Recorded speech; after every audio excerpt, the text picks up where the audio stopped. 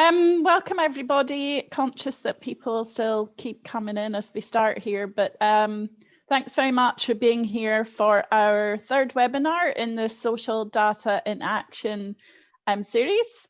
And today we are super excited to have Sarah Williams from MIT with us today, and her talk is going to be about social data for public empowerment in the US and possibly other places, since there's a number of slides in there. So Sarah is an associate professor of technology and urban planning at the Massachusetts Institute of Technology, where she is also director of the Civic Data Design Lab and the Leventhal Center for Advanced Urbanism. Sarah combines her training in computation and design to create communication strategies that expose urban policy issues to broad audiences and create civic change. She calls this process data action, which is also the name of her recent book published by MIT Press, which is truly awesome. And she's going to draw on some of that today. So thank you for being here, Sarah. It's evening time in New York where Sarah is. So obviously it's early morning for us, so people are dribbling in. Paul, next slide. So I'd just like to acknowledge that I'm hosting this webinar from the lands of the Wurundjeri people of the Kulin Nation, and acknowledge all of the traditional custodians of the various lands on which you're all working today and present today, and the Aboriginal and Torres Strait Islander people participating in this webinar. I want to pay my respects to elders past, present and emerging, and celebrate the diversity of Aboriginal peoples and their ongoing cultures and connections to the lands and waters. Okay, so Sarah's going to speak for a while, maybe up to half an hour or so. We encourage you to put questions or comments into the chat as you go, but we will leave all of the questions and handling of these questions and chat till the end. At that point, we might ask you to ask your question, or you might want to raise your hand and ask a question spontaneously. We will be recording this session, and if you have any challenges with being recorded, then please get in touch with Paul, who's on here, and Paul Levy at swinburne.edu.au. So thank you very much. I'm now going to hand over to Sarah. Great. Thanks so much for that wonderful introduction. And also, thank you for inviting me to join you from way far away. Can't imagine. So I feel very lucky to be able to join you all, or the pandemic has created this lucky situation so that I can speak with you today. Thanks so much for the invitation. Let me just share my screen.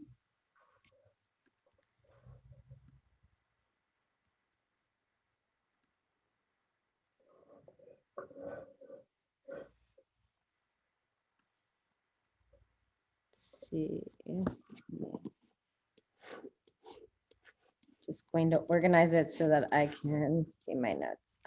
So hi everyone, I'm an associate professor of technology and urban planning at the Massachusetts Institute of Technology, where I also direct the Civic Data Design Lab and the Leventhal Center for Advanced Urbanism. The LCAU is a cross-disciplinary center which combines the research of architecture, urban planning, landscape architecture, and systems thinking, not about the problems of yesterday, but of tomorrow. We are motivated by radical changes in our environment and the role that design and research can play in addressing these. I myself am very interdisciplinary. I combined training as a geographer, architect, urban planner, and data scientist. And I really combine these skills to take data into action. I believe multidisciplinary teams are essential for using data for action, as they help contextualize the work within the broader policy arena, communicate its results more broadly, and allow for new innovation. These teams bring their diverse training to the table. Here is an example of a team I brought together from work I did in Nairobi, Kenya. We include computer scientists, architects, policy experts, data scientists. People from NGOs, such as the World Bank, are also included. And I think it's really impactful what we can do together. So what do I mean by data for action? I'm going to use an example of a project which is now close to 15 years old, but had such a great impact. A project which I did with Laura Kurgan, Eric Fedora, David Freinford, and myself, who was a data scientist at the time. In this project, we took data from the criminal justice system of where people lived before they went to prison. We added it up block by block, and those red blocks show where it costs over $1 million to incarcerate people. When you zoom in, you find whole communities such as this one, where $17 million is spent to incarcerate people. How could this money be spent to alleviate the systematic reasons for mass incarceration was the question we all asked ourselves. The maps expose our response to poverty is incarceration rather than prevention. We took these maps to the Center for Architecture in New York, where we also showed maps of 10 other cities. We asked the community, policy experts, urban planners, criminal justice advocates, if they had just 1 million of that dollar, how might they reinvest it in the community? So the idea here is if we spent just $1 million on better education or better healthcare, it might alleviate the systematic reasons that people enter the prison system to begin with. The images were seen in the Architecture League by the Museum of Modern Art's curator, who asked to include them in an exhibition. They were seen on the walls by a congressman who asked if he could use them for evidence in the Criminal Justice Reinvestment Act of 2010 and 2020, which allocated $25 million to reentry program. And while this is just a drop in the bucket, if we look at that $17 million, it shows how by bringing data to broad groups of people, we can change minds and hopefully policy. This is a great example of the data action methodology because communicating with data in this way requires the ability to ask the right questions, find or collect the appropriate data, analyze and interpret that data, and visualize the results in a way that can be understood by broad audiences. Combining these methods transforms data from a simple point on a map to a narrative that has meaning. Data is not often processed in this way because data analysts are often not familiar with the techniques that can be used to tell stories with data ethically and responsibly. And my book seeks to do that. I want to just note that, one of the reasons I use this project is also because even though it's close to 15 years old, it's been coming up on my Instagram and news feeds quite often in the conversations in the United States around defunding the police, much so because the message in a way was about that. How do we reallocate fiscal funding to things that can help alleviate the systemic issues rather than focus on policing?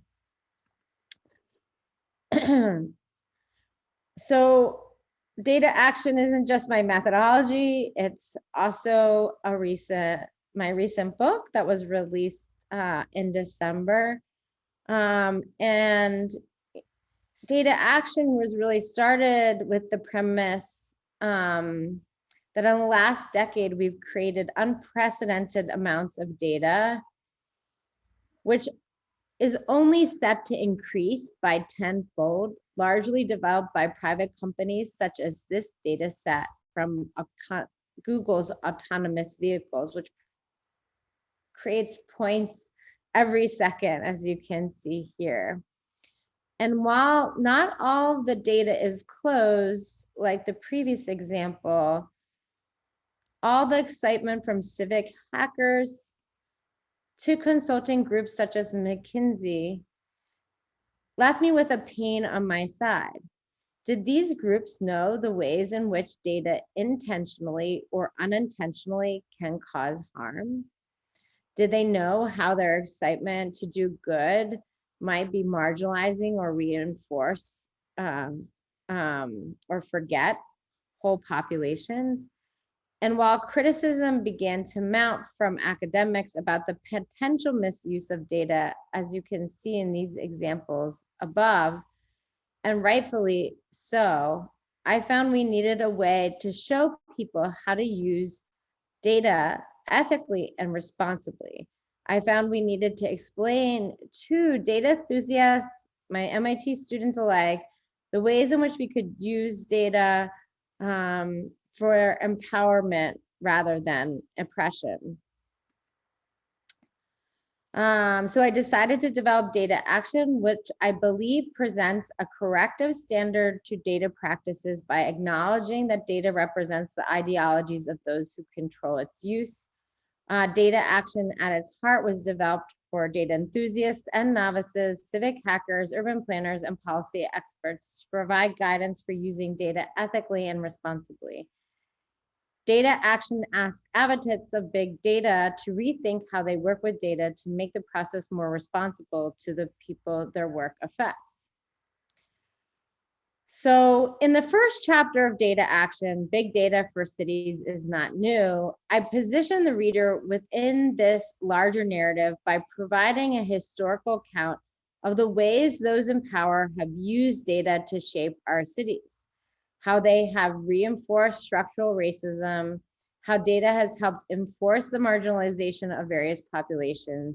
At the same time, I illustrate the many benefits that analyzing data has provided societies, such as establishing social services and stopping the spread of disease. The juxtaposition of these two outcomes provides a reminder that the person analyzing the data defines its use. And so in this chapter, one of the many things I talk about is gerrymandering. And I talk about a character in the United States called Thomas Hoffletter, who has pushed around data to help create Republican districts in the US, and is often considered the reason that the Republican Party has been so dominant in the past years. A self-professed data nerd, he started his work since the first digital census came out in 1970 and has systematically used it to push around congressional districts towards the Republican favor. So one of the things that I mentioned that he does in the book is he creates in the 80s all Black congressional districts under the auspices of civil rights, saying that African Americans should have their own districts. But what this actually did is consolidate Blacks into districts, decreasing their vote and their ability to make more diverse districts. One of the main reasons that we see a heightened amount of Republican districts across the United States. A recent discovery of Hoffletter's personal notes from his computer confirmed how he used data for the Republican advantage, redistricting and creating districts that he hoped would subvert those on the margins. In this chapter, I talk about characters like Hoffletter, but I also talk about characters from public health that really helped improve society using data as evidence. it's not surprising, given all the hype swirling around massive amounts of data in today's world, that some essential data is still missing.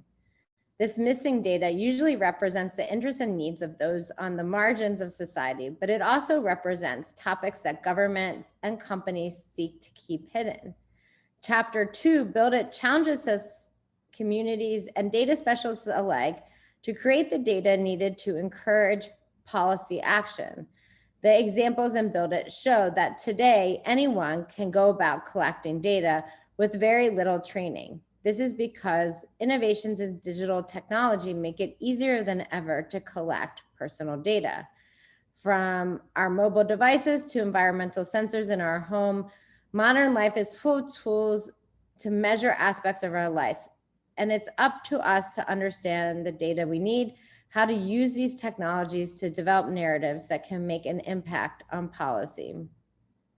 In this chapter, I show a project in Beijing, and this is a project that I did during the Olympics with the Associated Press to expose the extremely poor air quality, which is now famous in Beijing.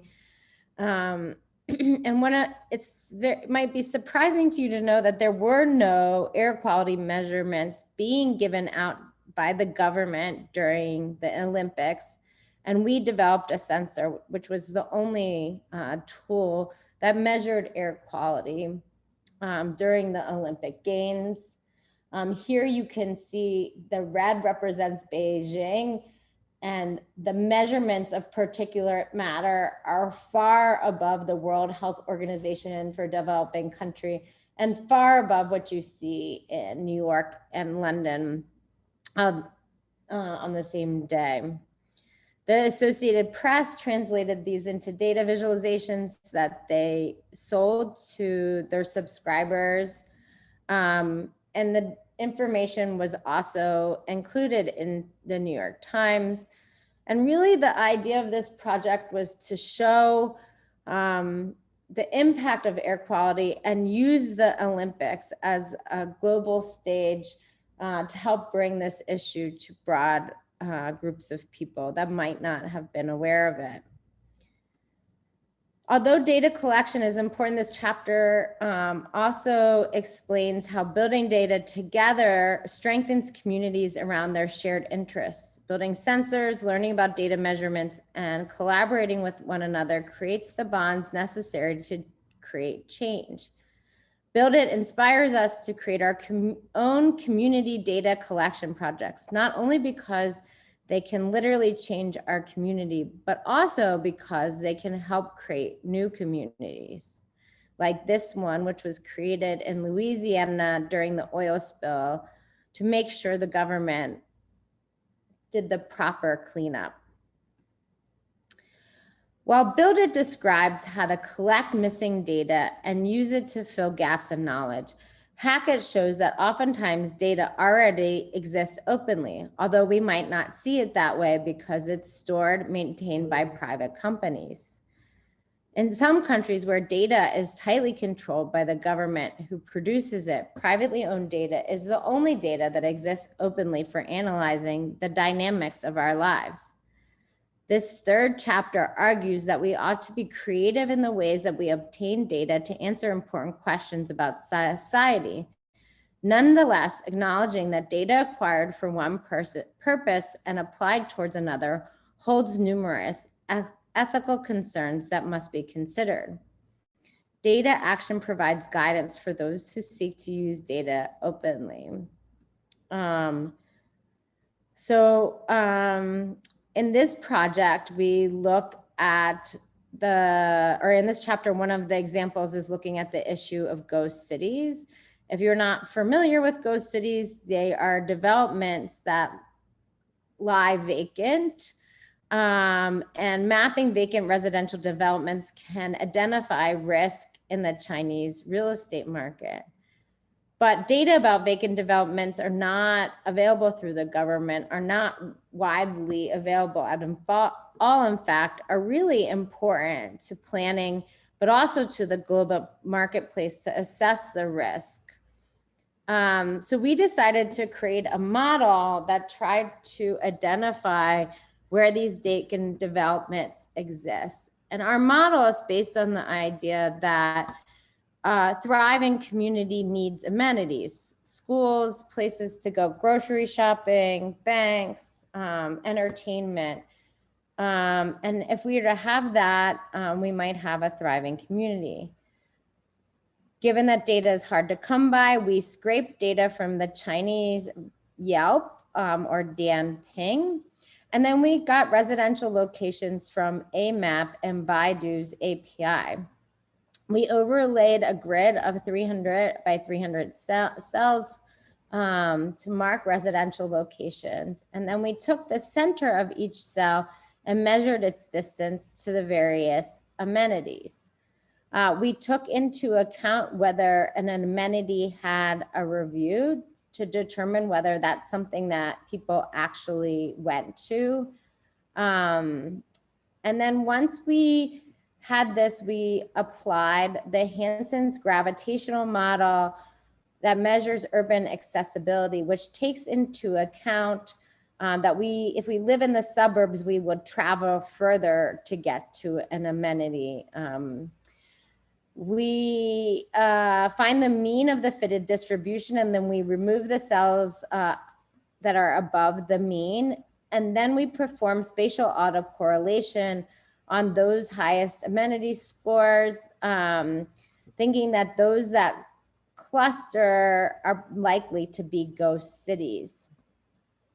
And then one of my methods is I really think you need to ground truth your data. So we went to Chengdu, Shenzhen, and Xi'an to see how well we did. And we found things like this. Developments that were built maybe 5 to 10 years ago, in which the government would say people will eventually move there. The idea is that the government thinks it's better to have the economic growth that comes with the construction and allow them to lie vacant until people will move in. We also found a number of stalled construction sites next to partially occupied housing. In this particular case, the occupation was by those who previously lived in the village in which these housing were redeveloped. We found older housing blocks, communist housing blocks that were being readied for just removal and redevelopment. And then we found whole cities that lie vacant, such as this one, and this was meant to be the science center. I should note that, some of these vacant developments lie vacant but completely sold, because the Chinese citizens often buy 4 or 5 homes. This is encouraged by the government and was a tool for investment before the Chinese stock market existed. So in the first example, those homes might have been completely sold but lie vacant. A kind of thing that China has kind of replicated in many places. So we decided to create a data visualization that helped to explain the model. So when you click on each cell, it tells you how that cell's amenity score was created. So here, there's great distance from malls, from schools, and from banks, which is one of the reasons that this particular location had a high amenity score. And we showed this map to planners. And what was really important about this is they became much more forthcoming about the reasons for these developments. And we were able to create trust through them. Vacant developments are controversial to local politics, and that the decisions were based mostly on theory and not open data, says these planning directors. But the real estate Developers also told us that the bubble of real estate in China might have irreversible impacts on residents, and that the mismatch between supply and demand would be a big problem looming ahead. And I think that this kind of verification really helped us to create what I would consider the next foreclosure map, showing us where there's risk in the market and the potential for houses to be foreclosed upon. And as I said, one of the things that we like to do in the Civic Data Design Lab is really bring our projects to new audiences. So we brought this project to the Seoul Biannual, where we presented the data visualizations linked with drone footage that we took on site to allow more people to understand the phenomenon that has now been exported many places across the world. While Hackett asked us to innovatively find, acquire, and analyze data for policy change by communicating the results of those analytics ingeniously, Chapter 4, Share It, stresses the importance of sharing data both in its raw form and also through visualizations. Sharing data helps the public have access to information, acquire knowledge, and ultimately make better civic decisions. Sharing data through visualizations can communicate the insights of data without asking everyone to be data scientists. So in this project, we use the example of Nairobi. And in Nairobi, matatus or buses you see here are the main form of transit for 3.5 million people. Yet when I started working in Nairobi, there was not information about where these buses went, not even a map. This data is essential for planning and creating transportation models, but also can leverage to develop applications that can help decrease congestion that plagues the city as exhibited here. While matatus are essential for the operation of the city, the government had no data about where they were. This is very familiar to me. I started working in Nairobi by creating the first GIS data set using machine learning from satellite data. And so for this project, we really thought, how could we create a data set for our model, but a data set that everyone could use? And we thought, could we leverage the ubiquitous nature of cell phone use in Nairobi, Kenya to capture that data about an informal transit system, which most citizens depend upon, and open that data for anyone to use and build upon? So our research team collaborated with the University of Nairobi Computer Science Department to develop an application that collected data on the routes and stops. Our collaboration with the university was important because we wanted the local knowledge on how applications are used, but more importantly, we wanted the knowledge of how to build these systems to stay in Nairobi. The collaboration of skills allowed for a transfer of knowledge between cultures. We collected the data using the GTFS data standard, which is the same standard that Google Maps use to route you on public transport.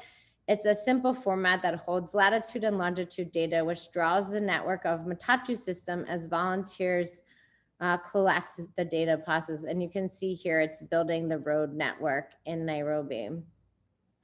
Developing a visualization that would allow the public to understand the complexity of this system became a challenge, and we began to play with the data to determine ways to visualize the information. We began by giving each corridor a color and legend. Still, it was still hard to see the multiple overlapping routes. Ultimately, we decided to create a stylized map, much the same that you would see in New York, London, Paris, even Boston. And the map was edited with matatu drivers, owners, the government, and collaborators. And the collaborative way that we created this data really helped to build trust in the data set. And here you can see them planning in the north, where you see there's not a lot of routes, and they're discussing why that is, and instantly using the map as a planning tool. We held workshops to get a sense if users would be able to read the maps. And we performed community engagement with the Matatu drivers, owners, and riders. Ultimately, the maps went viral on the internet and social media. Newspapers published them as inserts so that people without phones could have access to them. And one of the things that I like to talk about when I talk about that project is how do you measure success in an open data project? And I think that's when others leverage the data we created to generate their own policy change. And so we were really excited when the government invited us to a press conference to make the map, the official map of the city. And what I think is important about this is while they were largely disinterested in all along the way, when they saw the benefit of the map, they were included in the data collection process. They felt like they could trust it, so much so it is now the official map of the city. It was the first informal transit navigable on Google Maps, and we have now helped 40 other cities do the same. Because the map became an iconic symbol of the city, the World Bank copied our visualization to create their bus rapid transit map. They wanted to piggyback on the popularity of our visualization. We have worked together with the local technology community, and there are now 5 apps that use our data as a base. Semi-formal transit provides mobility around the world, not just in Nairobi, but the majority of cities outside the US and Europe use these systems, and many of these cities have followed our lead. From Anan to Managua, we now have a network of many cities that we've helped develop this data. Chapter 5, data as a public good. I believe it's important to think of data as a public good, a non-rivalrous commodity that can be valued by all who consume it. A commodity similar to electricity, which needs regulation so it can be used equitably by the public. Society should work with private companies to find ways for them to share the data ethically and responsibly so that we can use data towards the betterment of society. In this chapter, I discuss how we are actually missing a lot of data, and Africa is a great example of that. So much so that the World Bank has said it could lead to the denial of basic rights, and became an important component for every part of the Sustainable Development Goals, which emphasize the need for that particular goal to collect data. Yet with all of this lack of data, it's surprising that data actually exists, but it exists in the hands of people like Facebook and Google. So the 5th and final chapter reminds us that in a rapidly growing data landscape, there is a growing divide between the people who have access to data and those who do not. And while data was once something that only landowners and governments controlled, now private companies are accumulating exponential amounts every day. Some believe this amounts to data colonialism, where private companies extract our data as a resource and use it as a tool for control. Putting the idea of data colonialism aside for a moment, I believe it's important to think of data as a public good, and that we could actually use this to improve society. So in this example, I took Facebook activity data to identify areas in Nairobi that lacked proper internet connections. And here we see many of the low-income communities outside the CBD experience very low ability to connect. The value of using this Facebook data can help us develop infrastructure, but we know that infrastructure development is also means social development. These maps led me to a project called the Living Data Hubs, which is a project that creates a community-owned, community-built built data collection tool and wireless network in Kobera, which we installed wireless hubs during COVID to increase internet connections, using our map as a guide to the neediest locations. So I'm going to leave us with the data action principles that I left everyone in the book with. While each story I tell in the book explains this, I want to leave you with some final thoughts. First, number one, do no harm. We must interrogate the reasons we want to use data and determine the potential for our work to do more harm than good. Build teams. Building teams to create narratives around data for action is essential for communicating the results effectively. And I think the Nairobi example is a great example of that. Change power dynamics. Building data helps change the power dynamics inherent in controlling and using data, while also having numerous side benefits, such as teaching data literacy. Again, the Nairobi example is great. Collecting data where the government isn't and then having them use it is such an empowering tool for the matatu drivers and owners. Expose hidden systems. Coming up with unique ways to acquire, quantify, and model data can expose messages previously hidden from the public eye. However, we must expose ideas ethically, going back to the first principle of doing no harm. So here we expose the system of vacant properties, but we also showed examples of exposing hidden systems with the $1 Million Blocks project.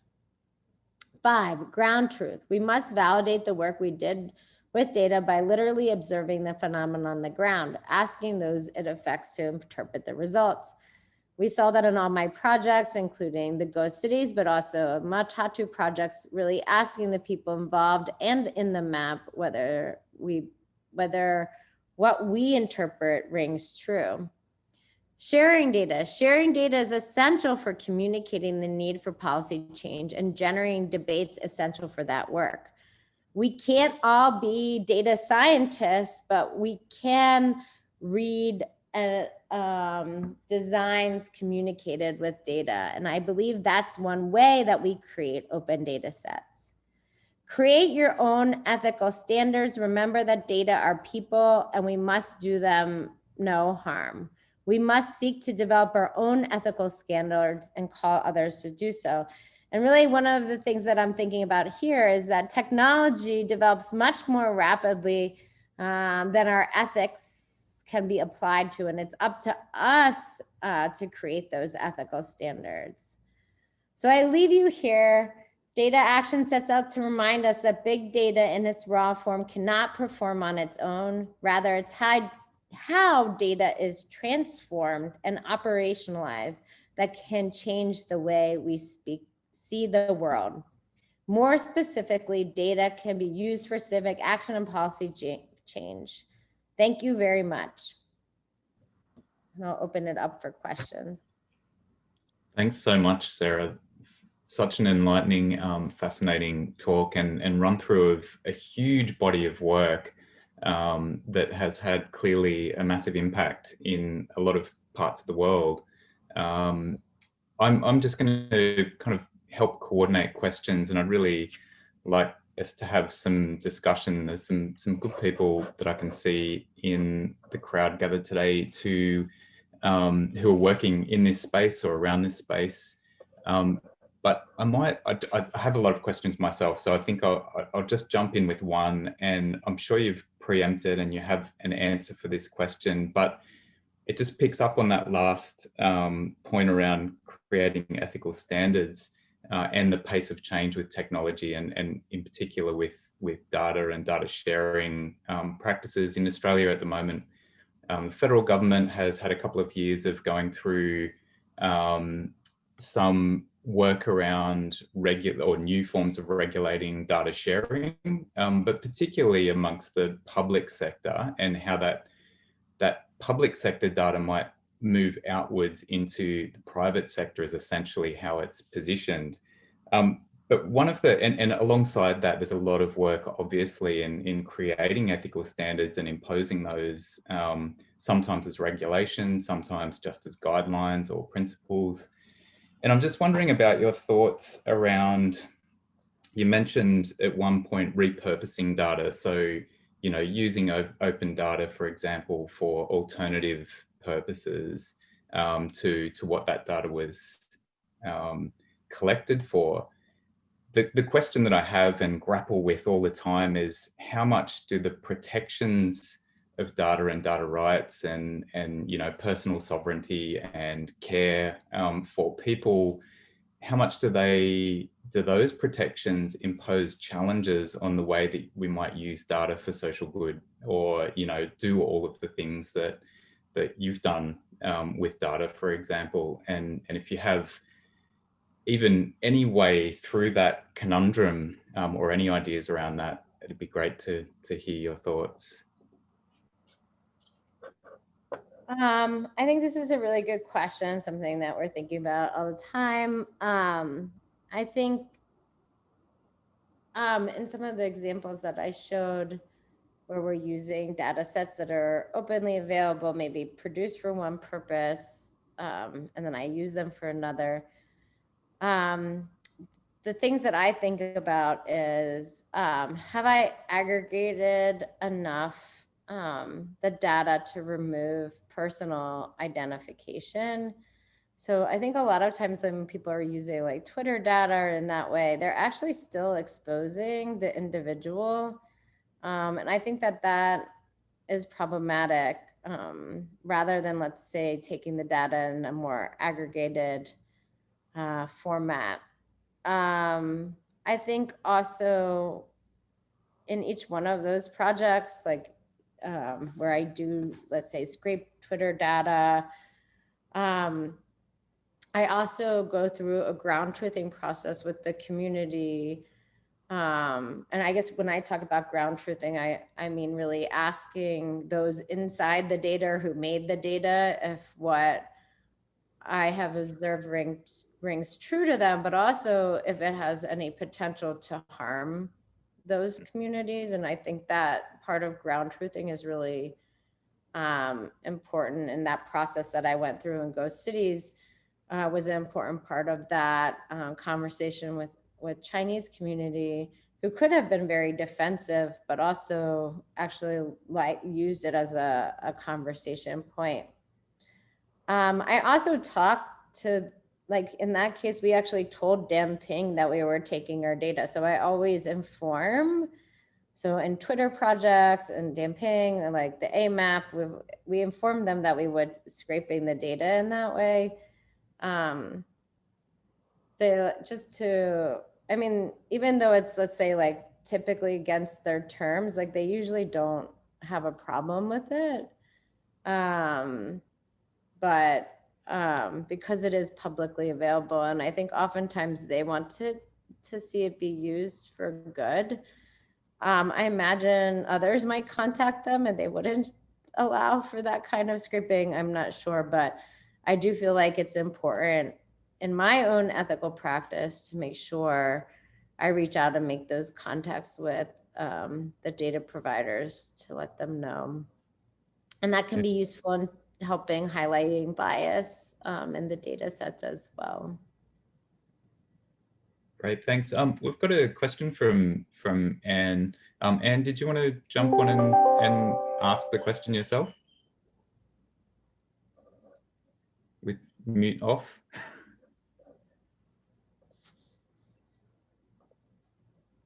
Sorry, Anne, it sounds like you're on mute still. Apologies. Yeah, I had the initial question, which was around the methodology slide that you put up very early on, which included things like ground truthing, opening up data, so different types of data and so on. So I was interested in hearing a bit more about them, and you've explained more about what you meant by the ground truthing data. I thought it was a very interesting sort of series or way of differentiating different types of data and how to intervene and engage with it. So I was wondering if you could say a little bit more about that from a methodology point of view. Yeah, absolutely. So whenever I work on a project, I really start by building the team that can answer the right questions. In fact, I'm just starting on a project right now with the World Food Program to look at issues around migration from the Central Triangle in Central America to the US. And so, you know, we've built a team that includes like the migration center, the other kinds of policy experts, but also like a data scientist, architects and designers, as we begin to ask the questions and then actually acquire the data. So next step is acquiring the data and collecting it or analyzing it or gathering it. So like in the Twitter cases, I'm gathering it or scraping it. In this case, we're doing a survey of 5,000 migrants from the Central Triangle. Then analyzing that data is the process that we're going through right now. Interpreting the results and then ultimately visualizing it is what we really want to do for the UN Assembly Council and finding out ways that we can communicate new insights about what's going on in this migration pattern ultimately.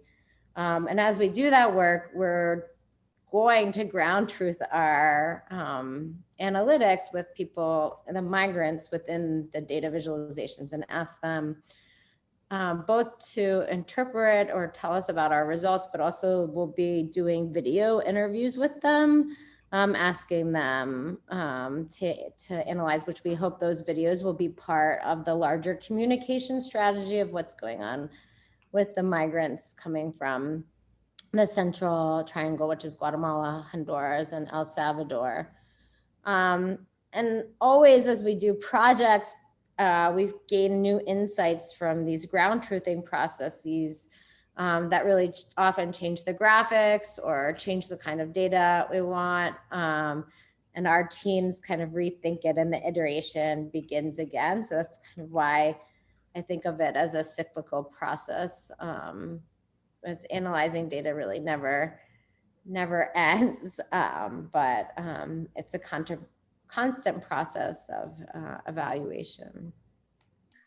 Yeah, thank you. I just wondered too, whether, have you used these approaches in, I guess, smaller settings like organisational settings, for example, or do you tend to work at this very large, bigger picture level? We work with small organizations and big organizations. Okay.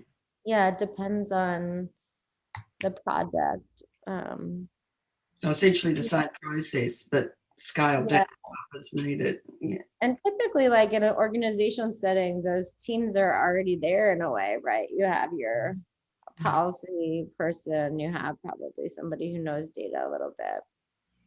You might need to bring in a designer to help visualize it, but I think it's scales down and scales up, as it were. Okay, thanks. Speaking of scaling up and scaling down, Jane, did you want to jump in with a question as well around that? Yeah, sure. Obviously, I've got heaps of questions, but my question is really around like the projects you showed us are all great, and I think we are quite passionate about engaging the public with the idea that there are data out there, there are data that they have generated or are significantly represented in. I was just wondering if you can sort of give us any tips or big picture thoughts, maybe even about how to roll out that kind of engagement of the public with data. In some of our projects, it seems that there's two approaches to data. One is like super fear that that their data are going to be out there, and on the other hand, a bit of an apathetic kind of perspective. Yeah, so I'm kind of wondering, how do we sort of scale up and roll out this kind of idea of being able to engage the public more with data? So I think that like in all of the projects that I did, I tried to create, let's say, like this public interface with the data, and it like often just depends on the project, right? So like oftentimes that's like I like to do interactive websites, which allows the public to actually be using it, playing around with it. Doesn't take expertise, but also allows them to find their own knowledge in the work that you've presented. So that's one way that I think is really effective for engaging the public within your data set. But I think perhaps you're also talking about like the public's like fear of like say sharing the data in the first place. Yeah, I guess I'm kind of thinking that, you know, you showed us lots of projects. And obviously projects are great, but like, how do we kind of scale up that whole idea of engaging the public with data? I'm wondering, is there a role for NGOs or councils or community health organizations that collect lots and lots of data? I mean, they maybe haven't grappled with what to do with it themselves, but ultimately, hopefully they will. And then they really, I guess one argument would go, need to engage the people who've produced the data in those conversations, or, you know, how they can get benefit from data. So how do we go about that? Do organizations in the US kind of do that kind of thing, like engage their end users with the data that they generate at all? Absolutely. I think that organizations absolutely engage the public users with data. I think that they like go about it in lots of different ways. I think most often it's with like shorter tidbits, things that are maybe can be posted on social media, and can, you know, like even the $1 Million Blocks project I showed you, which is still used, like as often like gets passed around on Instagram and so forth. And so I think that's one way. I think that, you know, it really depends on what your organization is. Like, I know that I work with a lot of organizations that do housing issues, and they often show interactive maps or use interactive maps when they're meeting with their communities to better explain some of the trade-offs towards like development projects. And that's, you know, using data in that way to explain the trade-offs. This can be really impactful community engagement, and that it really helps to educate the community and break down knowledge barriers for them to be able to make important decisions about the places they live in. But I think that can happen both through these kind of interactive visualizations, but also static ones as well. I think the interactive ones are better because it allows the communities to find their own voice within the data set. But I would say we have, you know, organizations that do this more than others. Like we have like this group organization called Policy Link that's, you know, in fact, the head of their data group just wrote a book about data visualization. So they do that quite often.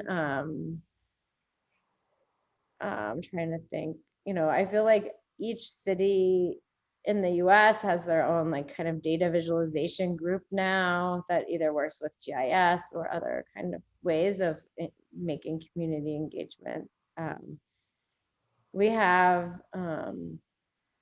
like a version of AmeriCorps, which is focused on technology and community engagement as well.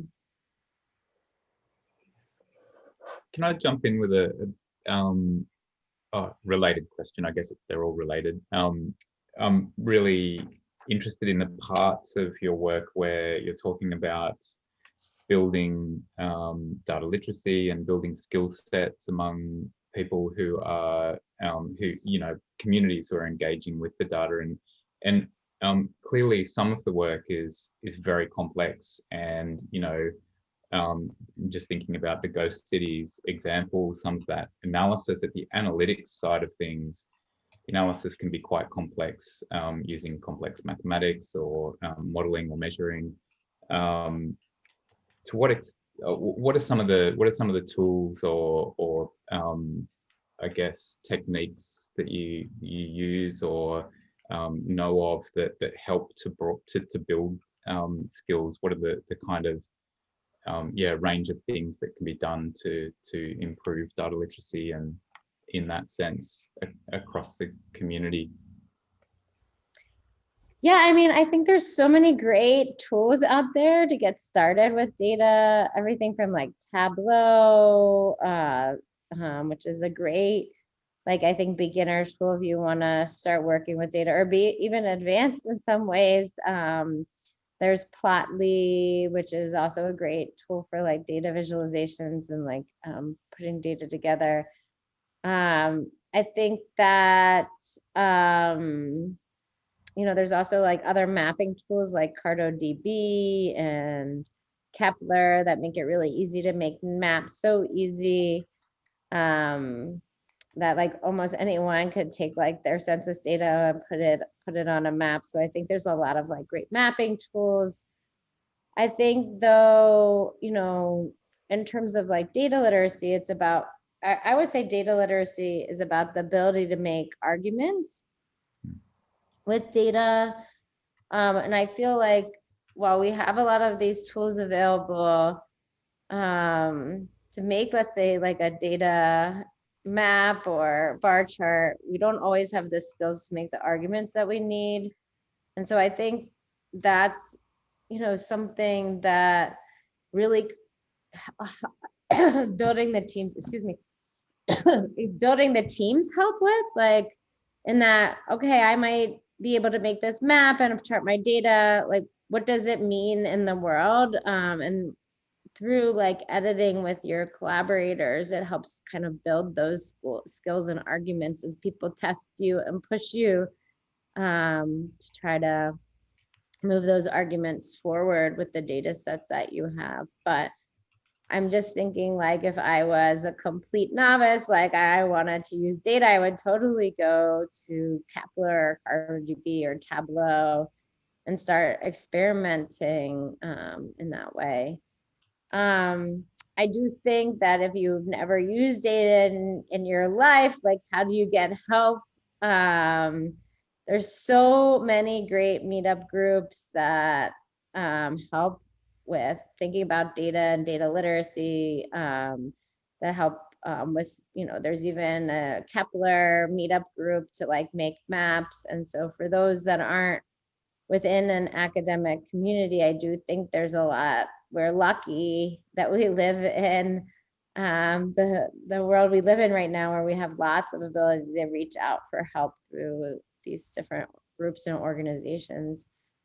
Even Policy Link that I mentioned often helps organizations and advises them, like either on a nonprofit or like collaborative way. And we have lots of organizations in the US that are specifically focused on helping organizations build their data skills and do consulting and consultancy work along those lines, in the hopes that they can build the skills. They don't want them to become dependent on them, but they are really to transfer that knowledge. Yeah. Look, I'm just conscious of the time. We've just hit 10:30. All of a sudden, it just crept up on me. So I'd like to thank you, Sarah, deeply for your insights and sharing them with us. And thank you to everyone who came along and the questions. We'll have more as we go, and hopefully we'll be able to keep these kind of links open in terms of our collaboration around working with data and data in action and the organisations that we work with here in Australia. It's been great to get your insights. I just remind everyone that we have another of this series next week with Julia Stojanovic from New York University, looking at AI and engagement, public engagement in AI and machine learning more specifically. And I think that follows on nicely from what you've spoken about, Sarah. So thank you again from us, and thank you everyone for coming. Thanks a lot. Thanks, for Sarah. inviting me. Thanks, It was everyone. great chatting with you. Have a nice evening. You have a nice day, everyone. Cheers. Great Thanks a lot. to meet you. Thanks, Bye. everyone. Bye.